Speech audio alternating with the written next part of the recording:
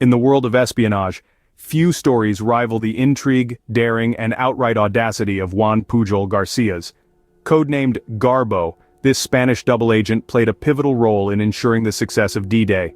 In a masterclass of deception, Garbo's efforts led the Germans to believe a ruse so convincing that it completely altered the course of the war. Here's the incredible story of the man, the myth, and the legend that was Agent Garbo. Unlike many spies of his era, Juan Pujol Garcia wasn't initially recruited by any intelligence agency. In fact, he offered his services to the Allies out of a sheer disdain for Nazi ideology.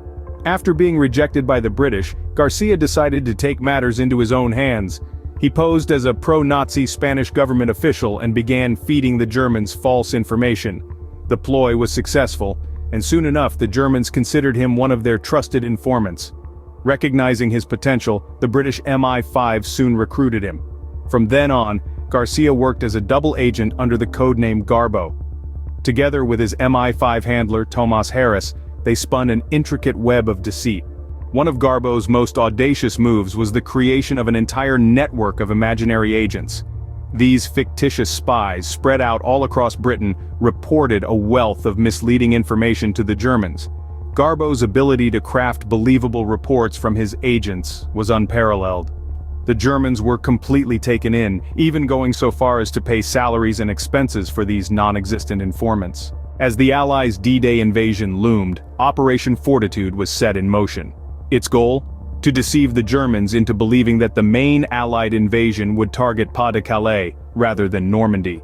This deception was crucial because if the Germans knew the real landing point, they could concentrate their defenses and repel the Allied forces. Garbo played a critical role in this operation. Using his fictitious network, he relayed information suggesting a huge army, the 1st United States Army Group, was amassing in southeast England, preparing to attack Pas-de-Calais. The deception was so effective that even after the Normandy landings on June 6, 1944, the Germans were still expecting a major assault on Pas-de-Calais. They held back their powerful panzer divisions in the area, waiting for an attack that never came.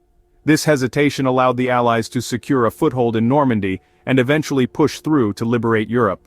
For his unparalleled contributions to the war effort, Garcia was one of the few individuals during WWII to receive both the Iron Cross from the Germans and the Member of the Order of the British Empire from the British. After the war, fearing reprisals from the Germans, Garcia faked his own death and moved to Venezuela.